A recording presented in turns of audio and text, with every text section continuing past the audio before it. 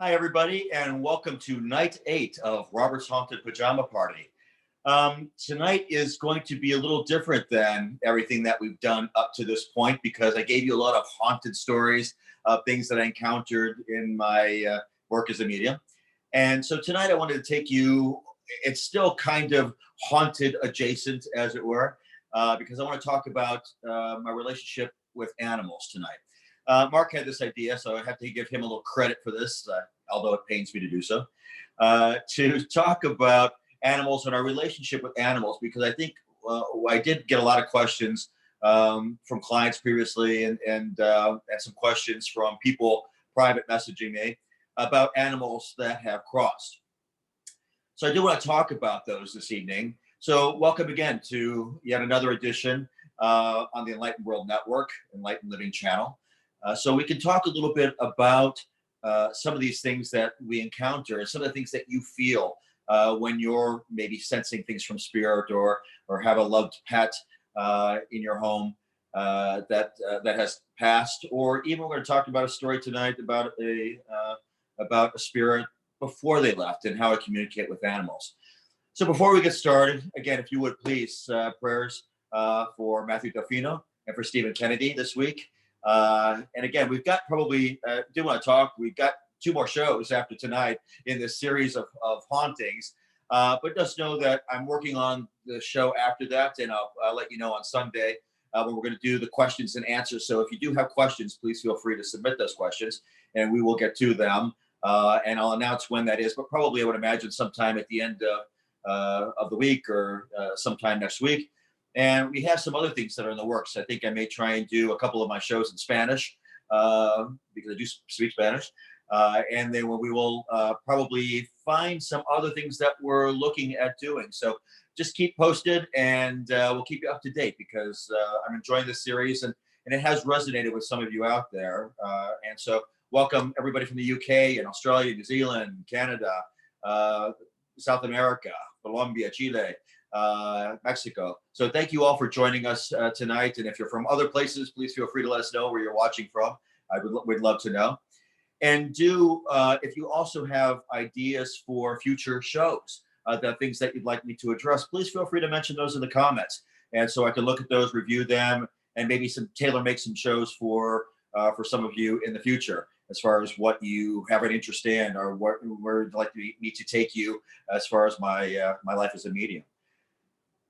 So with that said, let's get started. And actually, we have a good Pinot Noir tonight, so I don't want this to go to waste.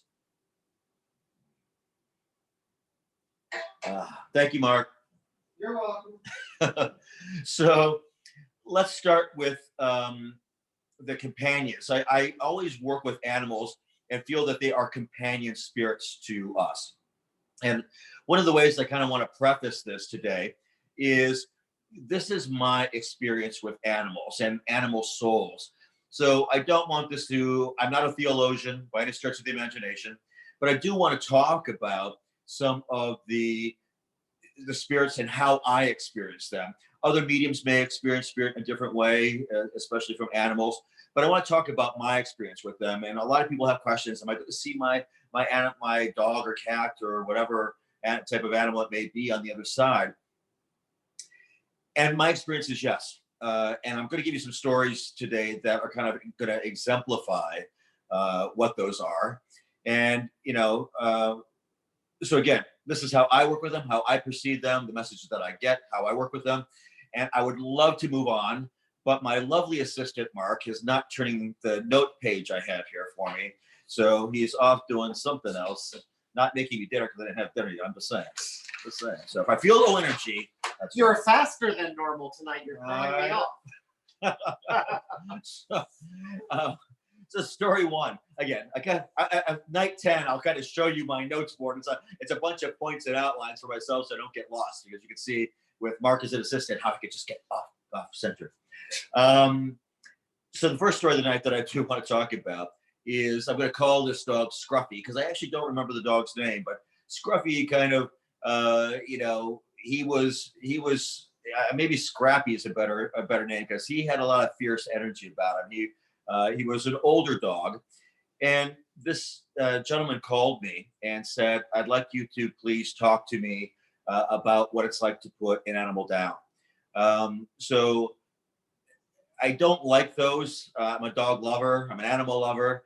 But I do know that animals don't sense time or sense um, soul and spirit like we do. So, we as humans come to and try to think about our legacy. So we tend to think about our what we've left to the community, what we've left to our family, what we mean to them, our own mortality, and what it may feel like to die, and maybe being afraid of crossing. I sometimes think that this is it, and we don't have a life after this. Obviously, my life as a medium has taught me anything. It's knowing for sure that there's something past this life, past this existence. So that does not bother me, and it shouldn't bother most of you that are watching this that are spiritually inclined. But for the atheists out there who don't believe that there's something else out there, I wouldn't be able to get the message that I do to help those here on this plane if there wasn't something else or if there wasn't somebody giving me that information. So I get that I get angelic energy. I get, people who have passed, sometimes interdimensional energy. And in this case that we're talking about tonight, animal energy. So I, again, like to consider these animals to be companion spirits, spirits that join us, that help us, that encourage us. And I'm going to give several stories tonight because I work with animals all the time. But this case in particular was one of the first cases that I had to do where someone was going to put their dog down the next day because they were suffering. And he just wanted kind of peace of mind that the dog was okay, that he was doing the right thing. And I know, I'm going to cry. Um, I know how hard this is. We had to put our beloved dog Kai down last July. And it was probably, if not the hardest thing I ever had to do, close to the hardest thing I've ever had to do in my entire life. And I've been here a while. Putting her down, it was necessary. I wasn't going to go here. I'm going to show you a picture of Kai so you know who I'm talking about here. So if you can see Kai, I'm going to try and get it in the shot here. So this was Kai as she was here on the plane here on the physical world. And loved her to death. She was our daughter. Mark and I are a gay couple. We were too old to really adopt. And, well, you are. And so, this was our girl. This was going to be it, so we lavished her with love and affection and great food and took her on vacations. And this was, as close as we were going to get to cloning us in some way. And so we decided we got message one day from the vet. We took her in. She wasn't eating. We took her in, and we were just told she has cancer. She's suffering. She's, you need to put her down. It's around her heart. It's around her lungs. She can't breathe. And it was a shock to us. So it was just, it was organic food and how happy she was. And she never complained. And what was funny was 6 months before this happened, I was petting her on the carpeting, and I was just petting her stomach. And Mark was watching TV, exactly seated where I am now. And I said, oh my God, she has cancer. And again, I don't get things for people that I love usually, but I knew that she had cancer. And then my mind went off, and maybe I'm just thinking about this wrong. Again, that's why I don't read for people close, because in my mind's eye, I didn't want it to be true. So I just kind of blew it off. So here we are 6 months after this vision that I have, and told from a doctor, from the vet, that she has cancer. And and we had to put her down. And Mark was there at 5 o'clock in the evening, and they wanted to do it then. And Mark said, I can't. Robert needs to see her, and I'm glad that he didn't do it. Or otherwise I would have had 2 deaths that I would have had to deal with. And this was bad enough. So it was just very poignant. And so we had 18 hours with her. They kind of gave her a diuretic to drain the fluid out of her lungs a little bit so she could breathe easier and she could have a great evening with us, and just lavish her with love and affection and food, and anything she wanted was hers. And it was a lovely 18 hours, and it was the worst 18 hours of my life because time, I can't go into the story. Time stood still, and it was hard. It is still hard. Sorry, geez, sorry. Um, so let me get back to Scruffy because this was tough. And so she, um, anyway, it was very bad. As any dog owner who's had to put an animal down, it was horrible. But it was the right thing to do for her. It wasn't easy for us, but it was the right thing to do for her. And there's a whole story about this that I'll get into another time. Obviously, it's still, even after this time, it's still emotional to go through. So let me get to Scruffy because I'll take my mind and refocus me. But with Scruffy, um, this gentleman asked me to what he should do and how to go through that process. And obviously, I went there because it's necessary for us as humans to kind of maybe work with those emotions and how to process that god awful truth that sometimes we have to do this for animals that we love and care about so that they don't suffer. So Scruffy was very old and hadn't been able to walk and use its back legs for a couple of years. And so Scruffy, he was questioning whether or not we should actually put whether he was doing the right thing. And I told him that he was. And the information coming from Scruffy was that he was a very proud animal and he protected his owner. He was a dog that he rescued. And this dog was incredibly loyal and incredibly fierce in his protection of his companion, his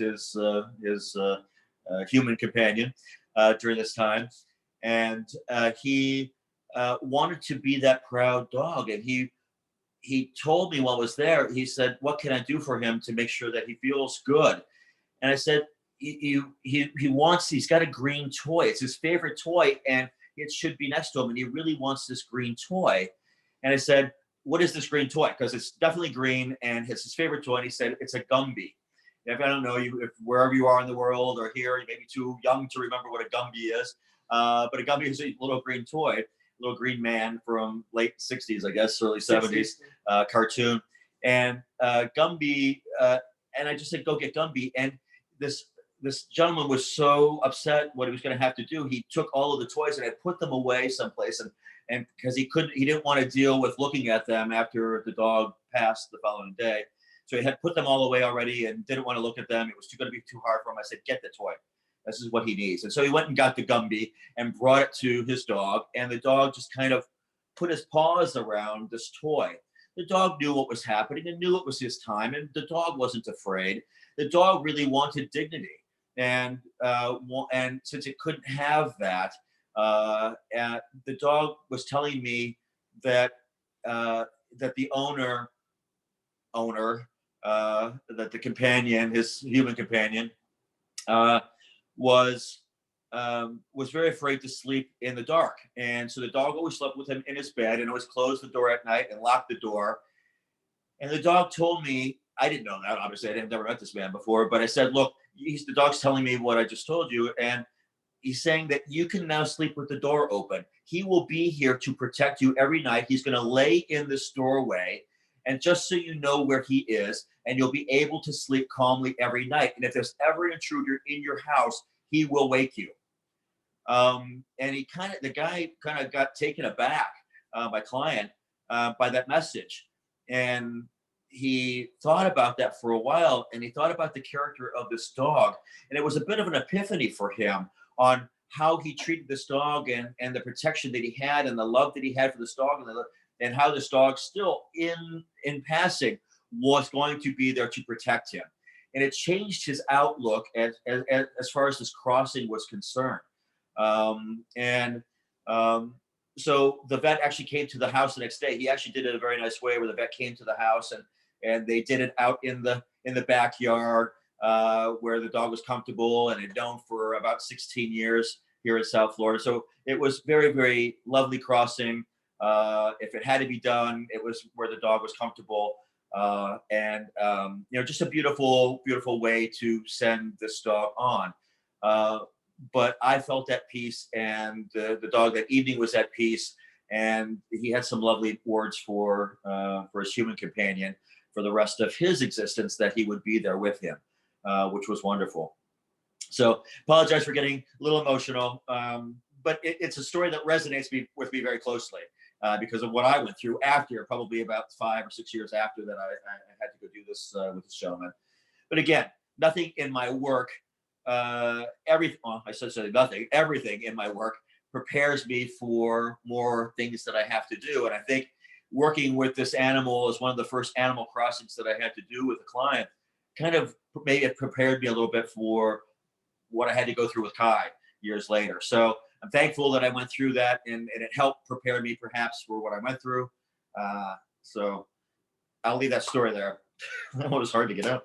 So I'm going to go to another story with a dog, and this one is about guilt. So the first one was about how the animals may protect you still on the other side, if that was their energy, if that's what they were doing. The next one I have was from somebody who called me up on July 5th. And it was because on July 4th, he had an animal that, a little dog that was white and cute and lovely and fun loving and relatively young. The dog had a little bit of puppy energy still left in him. But what happened on July 4th was he was having a party and he had invited people over to his house.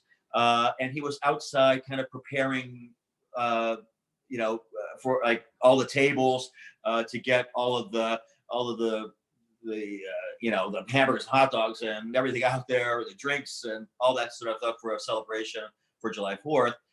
And he took the dog out with him. Just the dog would follow him all the time, and the dog just came out and followed him.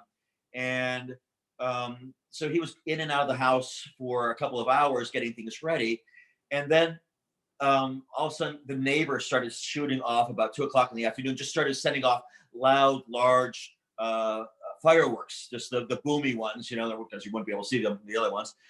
So they were sending off these large booming fireworks, and the dog got scared, and the dog managed to find its way behind the garage along a fence that they had back there, and there was a little gap.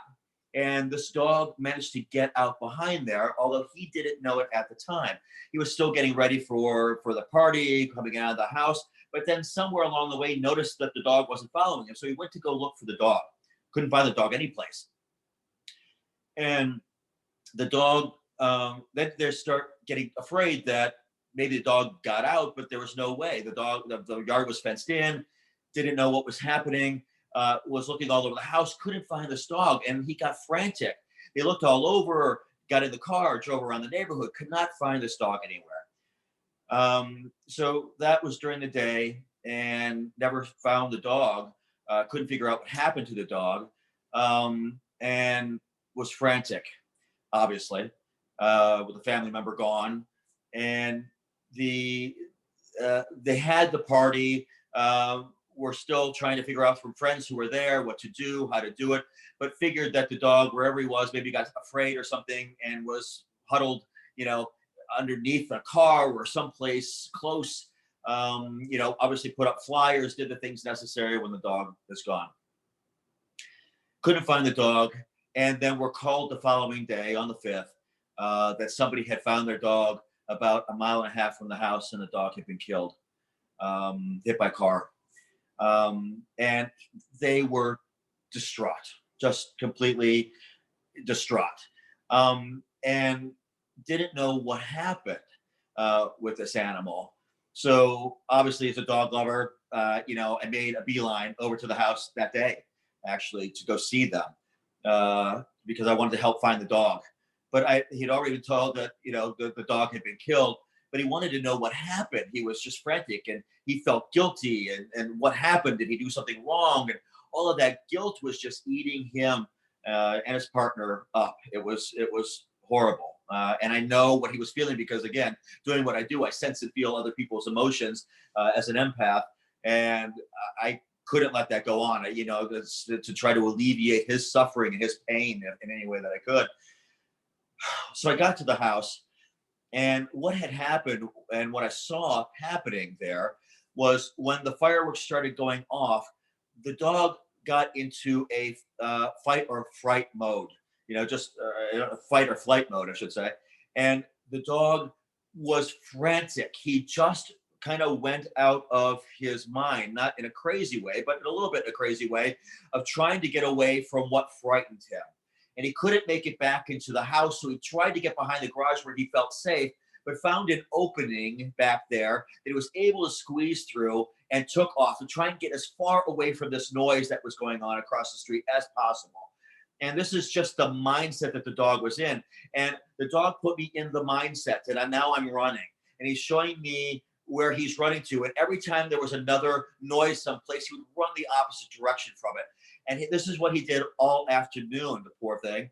Every time there was another boom, another crash, another something, a noise he wasn't familiar with, he would just take off in an opposite direction. And he was just trying to run away. It wasn't like he was trying to run away from his, his human companions. He was just trying to stay safe and trying to find a place to be. And his mind wouldn't let him rest. And as it got toward evening, I guess the worst part of what I saw in my vision was that he got probably about 1.5 miles from the house. And as he was running across a 4-lane street, so it's 2 lanes going one way, 2 lanes coming back the other, as he was crossing the road, he made it across 2 lanes. As he got across the lane, there was a gentleman driving a van. And I could see to this day the back of the van. It was a fish truck, and it had the name of the fish truck. And I won't say that the driver intentionally tried to hit it. He may have tried to avoid it. It's not the feeling that I get. But I will just say that when he moved the vehicle, the dog kind of went between the front tire and back tire of the white van. And then what happened after this is there was a car right behind the van. And the car, there was no time for the car to move, no time for the car to swerve. This person hit the little dog and felt horrible, stopped the car, felt what happened. I could see the entire scene that happened and the aftermath and how bad this young woman, she was 20-ish, 21, got out of the car, knew what she had done, knew that the dog had been killed from hitting the dog. And that's when they started the process of trying to find the owner. And that's where my vision stopped. So I explained all this to my client as far as what happened. They were in tears, distraught. But I had to tell them that this wasn't their fault, and they needed to understand, to bring them peace of mind, that their dog was giving me this information to make sure that they understood that they did nothing wrong. This would be something that was happening all the day, every day. The dog would follow him outside. It was just part of the normal routine, and there was nothing that he could have done to prevent what happened. And once the fireworks started, this dog just took off. It was not its right mind. Obviously, it was just frantic. And when it got that fear, it just wanted to get as far away as possible. So it wasn't the dog's fault. It wasn't the human's fault. It was just a horrible, tragic accident, and on everybody's part. Nobody tried to do anything to have this incident happen. But the dog wanted to make sure that I knew that I could alleviate any guilt that they felt. And it made them feel so much at peace that the dog wasn't hurt. It was killed on impact. There was no suffering from the part of the dog, and that made them feel better. Again, they lost their companion, but at least in the tragedy, they could find some peace, both for the animal and for the human spirit, because there was nothing that anybody could have done differently. And knowing that information brought them some peace. And I'm glad that I'm able to get this type of information to bring people peace, because it would have eaten them up. And one of the things that we do as mediums and workers in light is to bring people peace, to give them these types of messages that hopefully allow people to find that peace and serenity, to be able to move on with their lives and go on and have a peaceful, productive, lovely existence until it no longer happens to be on this plane. So it's a great story from the standpoint of forgiveness and guilt and how those things can just can cause a problem in your life, and how our animal companions sometimes want to make sure that we go on to have a happy life and don't feel that guilt associated with some of these endeavors and accidents that just happen in life. Um, so again, a tough story, but one that I think you need to know because you may encounter these with relatives or friends or your own. That sometimes accidents happen and sometimes they're just tragic. And know that if there wasn't anything that you could do to possibly avoid this happening, you need to be able to forgive yourself. And that sometimes is the hardest thing to do. And it's actually easier to forgive others sometimes than it is to forgive yourself. So if I can kind of stress this through this terrible story, is that sometimes you just need to get rid of the guilt, move on, and try and find that peace that they needed to have. So I know, sorry, some of these stories are going to be tough tonight. I apologize, but I think it does bring home some poignancy to having this companionship in our lives, because typically we outlive them, and we do have multiple companions in our lives, and we have the privilege of being able to be there when they come into our lives, and that privilege of being there when they leave, and being that strong soul and that strong spirit that we need to be for them as they make that crossing. Okay. So if you have any questions, again, feel free to submit if you have anything along there. Kai, since her passing, has been a wonderful guide for me in this endeavor, because I do get to get information from her now. And she's amazing at being able to, and again, this may be one of the reasons that she crosses, to be able to help enhance my gift to help others and others with animals. Because, I'm going to give you a bunch of random stories, quick tidbits of just the ways that she helps me. I was with one client, and she gave me an urgent message, and I was in there, and they had a brand new puppy, and Kai was telling me that this dog was an escape artist, and this dog was going to run outside through the out into the garage, and run out, and the garage door was going to close on its paw and break its paw. And I told my client this. I said, look, I'm giving you messages about your husband, all this kind of things that are going on, but you need to know about your dog. This is what's going to happen. And she said, oh my God, today the dog actually managed to escape out of the house. And I said, perfect timing. This is what's going to happen. And she said, this is exactly what happened. Is the dog got out through, the door in the house from the kitchen into the garage, and then ran out to the street. They captured it, brought the dog back into the house. But I warned her, so they now put up a dog gate there, so the dog won't be able to make its way out that way. So it's a way that sometimes just a cautionary tale, right? Where Kai was able to let me know how we could help protect this dog so that it didn't have what I saw as a vision happen to it. And that I was able to alert the human companions what they needed to do to make sure that they could make sure that this dog had a long, happy life. That's kind of a quick one. Another one was that sometimes animals are validations. I was with at my brother's house. My brother had never seen me do what I do. And I was up there. We had to evacuate for a hurricane a couple of years ago now, I guess. And when we evacuated, I took Kai with me up to Ohio from Florida, and was staying at their house. And I was told when I was at my brother's house, said there's somebody sitting at the top of the stairs. Again, we'll give the story another time, but there's somebody sitting at the top of the stairs.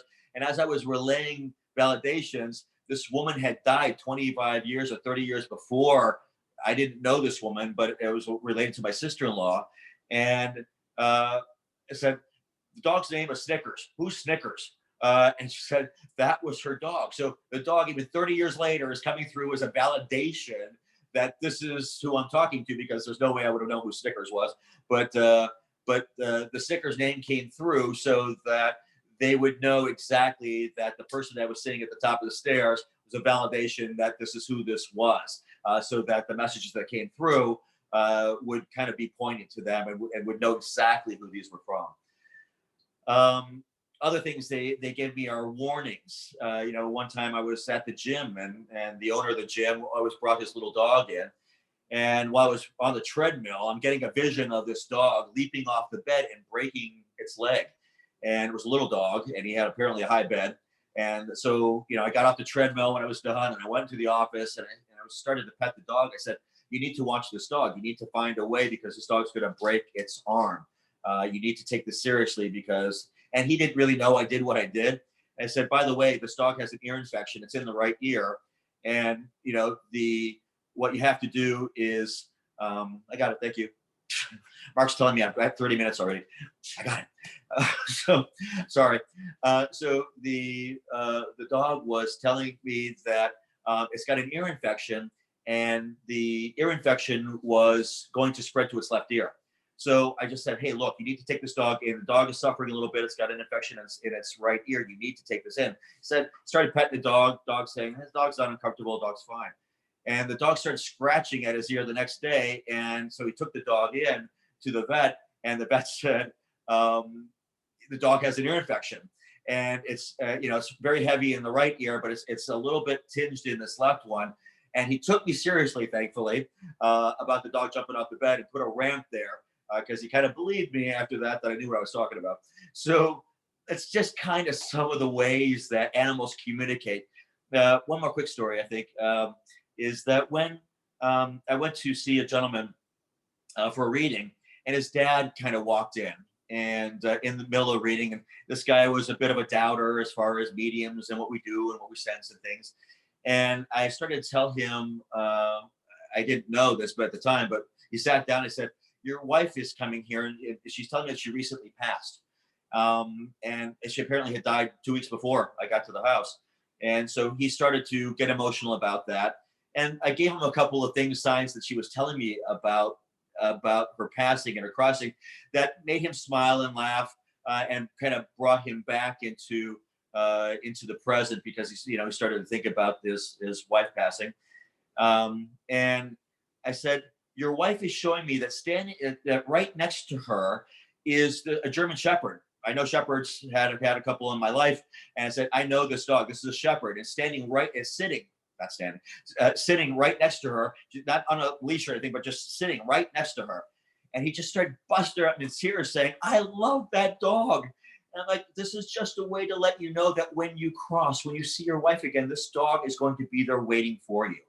So it was just kind of a lovely way to let him know, that the crossing is going to be, when he gets to that point in his life. He still had some things he has to do on this plane, but when he gets to that point, his wife will be there. The dog that he loves so much on this plane will be there.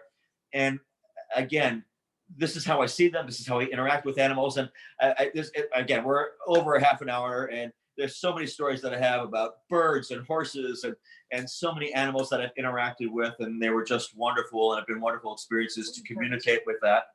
So, I just want you to kind of know that your animal companions, as I see them, will be there waiting for you. So do some fun, not fun things, I guess, but do pray for your animals. And if you sense your animals around the house, know that they're around. Mark saw Kai when she passed. I didn't get to see her that way. I get to see her in a different way. I get to kind of tap in to the other side, and get to see her, and communicate with her. So it makes the loss, while it's still hard, obviously, in so many ways, I get the privilege of being able to experience still her soul and her life force with me on a daily basis. And so just know that they're around, and know that they will continue to bring you peace, and will be there to comfort you, as they did until you cross. So keep that lovely thought in your mind, and close to your heart, when you have to do the tough tasks that you sometimes have to do, in putting an animal down, or losing an animal, or many animals. You have a ton of love to give. Do it for animals. Go to your local shelter, adopt an animal, give your love. Your heart's big enough to love and love again. So we gave a lot of examples of how they still protect you, and how they love you, and how they're around, and how they care for you. And it's just that unconditional love that never goes away. And it's lovely, it's wonderful, and it's not just dogs. All the stories tonight happen to be about dogs, but I do get this energy from cats and other animals as well. So if you have questions and things, it's a large topic, and there's so many examples I could give, and they're all beautiful as far as the way that they do communicate with us and continue to provide us with that love and that unconditional love when they when we need it. Okay, that's it for tonight. It was an emotional one. I apologize again for getting emotional. But tomorrow we're going to get back to some more hauntings, and I'll let you know. I'll put a little teaser out tomorrow afternoon and let you know what that's all about. So thank you again for joining us on the Enlightened World Network, Enlightened Living channel, and I wish you all a wonderful night. Love to you, love to your pets, and we'll see you tomorrow. Good night.